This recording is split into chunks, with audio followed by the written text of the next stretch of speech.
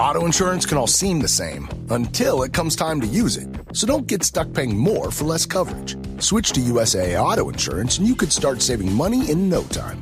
Get a quote today. Restrictions apply. USAA. Hilton brings you new ways to stay. With experiences that let you capture the glory days. Introducing the Graduate Hotels.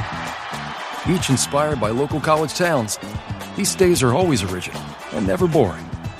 Get in touch with traditions all across the country and enjoy a stay that's a class above the rest. Book at Graduate Hotels with Hilton Honors Points at Hilton.com. It's a win-win. Hilton, for the stay. Halliday presents, in the red corner, the undisputed, undefeated Weed Whacker Guy.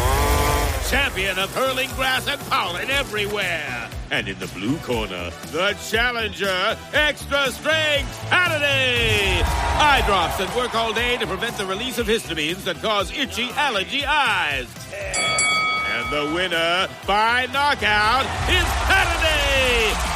Halliday, bring it on.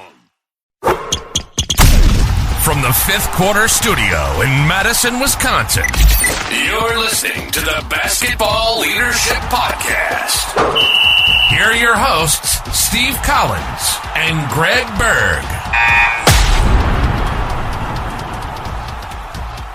Hey, Coach. Welcome to the Basketball Leadership Podcast. I'm so excited you decided to join. Before we jump in, real quick, go over and check out Coach Berg's website, gberg.gumroad.com. It is awesome. You will not be disappointed.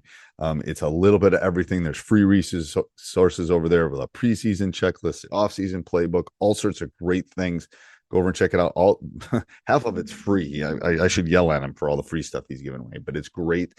His team leader OS is awesome. So go over and check that out. Also, when you're there and you're thinking about it, go over and check out teachhoops.com for coaches who want to get better. You take that leadership, you take all the stuff that I have built over the last 30 years to build a nationally ranked team, to be nationally ranked, to win 3 state championships. Everything I have learned over the last 30 years is in teachhoops.com. Go over and check it out. I don't think you'll be disappointed. 14-day free trial. And let's head off to the podcast. Bye. All right. Welcome to the Basketball Leadership Podcast. Coach, how are you? I think this topic, June. I'm doing good. Put this topic for me because I've had 2 losing seasons in 37 years, and one of them was last year because we were all banged up. So I think you put this topic for me. Maybe we can have some for you. Maybe we can have some. Maybe we can have some counseling. But anyway, welcome to the Basketball Leadership Podcast, and we are talking about how do you handle a losing season. I think it was, to be honest with you, when I looked back on the season, it was a hard banquet. I was so connected to these kids, and because we had gone through so much together that, yeah, I mean, I feel as connected with this group as some of my state championship groups. It's weird. And yeah, we were, game less than 500 because, I mean, I was playing JV players. Yeah, you had a lot of adversity. Yep. And it was good. They rallied. And they played one of their best games of the year. Couple best games of the year at the end of the year. It was like everything was good, but it was just like, I think it's how you handle. This is a life lesson. How do you handle something bad that happens? Absolutely.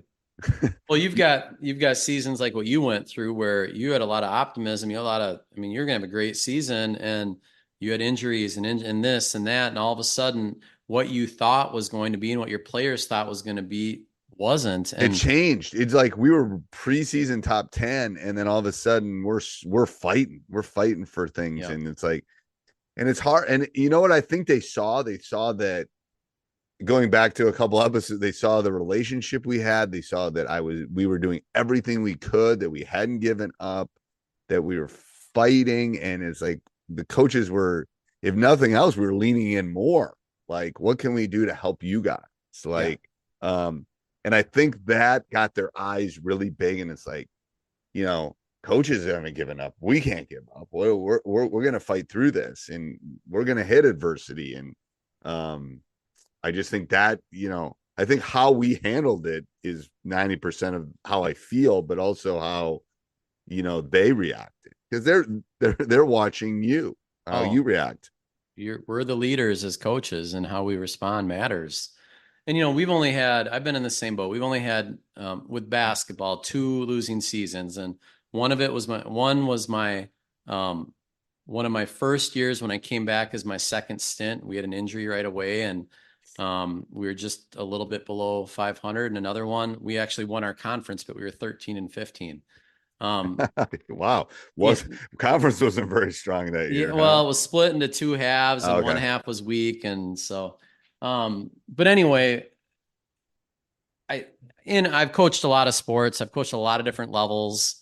And I guess my opinion on this is, how I view every season is we go into a season and every team has a floor and a ceiling, right?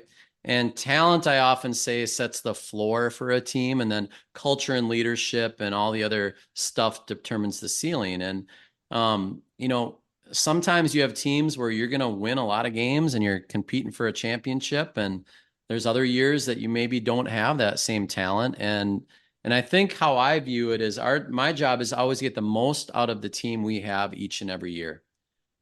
Dealing with adversity, dealing with things happen. How do I get the most out of this group? How do we keep ourselves together? And so the wins take care of themselves when you have that approach. I always focus, when you have a losing season or a season that's not going like you want, to focus on the game within the game. Yeah, and I like that. Yes. I think when you're not winning a lot, you have to find wins. If you're not winning the final score, you got to find wins within the game, whether it's winning a half, winning the rebounding battle, winning the turnover battle, reducing the number of turnovers you have, taking better shots, whatever it may be. You have to focus on, how do you win the game within the game? And you know that if you do that, the winning takes care of itself. Right. No, I agree. That's how you got to get kids to shift their focus, I guess. Yeah, I mean, and I'm a huge one on little wins and setting individual goals for like, your job is to go get 7 rebounds tonight, and your job is like those little mini wins, because a game within a game is so important, because you win enough of those. We talk about lockdowns, getting 3 stops in a row. We track that.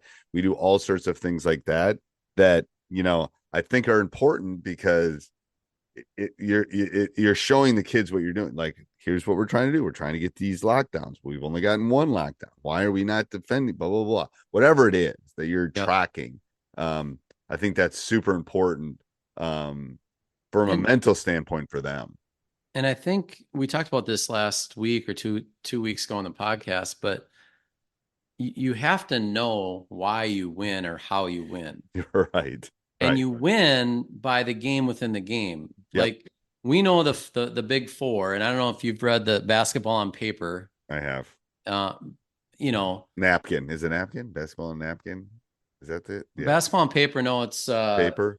Maybe it's different. It's basically they analyzed all the big games, 4, yeah. the big 4, yeah. And it's a Wisconsin guy that I think wrote the book. It is. It is.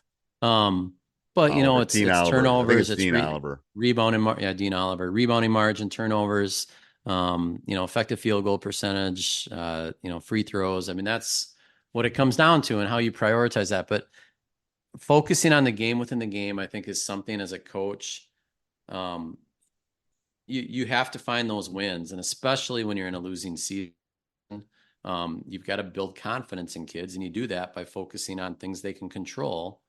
And that's the game within the game. Well, and part of it is you have to, it's what you emphasize is what they're going to do. Turnovers is like, and that's obviously in the big 4.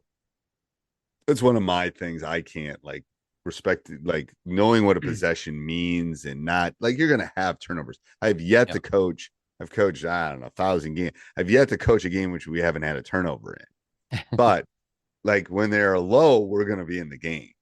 We are going to be in the game. Rarely. We've had 1 turnover in a game. Really? Just That's 1. Impressive. Yeah. But it's interesting, because when I say you got to know how to win, this is where you really have to know your team as well. So this year's team, we're state runner-ups this year. We turned the ball over more than any team I've ever coached. but we also had more assists than any team I ever coached, and some of the prettiest assists you would ever see. But it's because of how we played. And so I had to sacrifice a little bit on how I typically like to play, because this team played fast and got out and ran. And well, there's different types of turnovers too. Oh, there are. And we could throw bad turnovers, the ones that go the other way for a bucket. But I've had teams that, my gosh, we averaged like 8 turnovers a game, and we won with half court offense and half court defense. And then this team won in transition and won in, with defense. But you have to know, like, each team is different. You have to know, okay, this is how this team is going to win. Now let's focus on the little things, the game within the game, that we need to control that help us win. And when you're losing, you need to just narrow that game within the game down even more. Yes. And simplify it for them. Yes. We need to do these 2 things or these 3 things. Yep. I agree. Yep.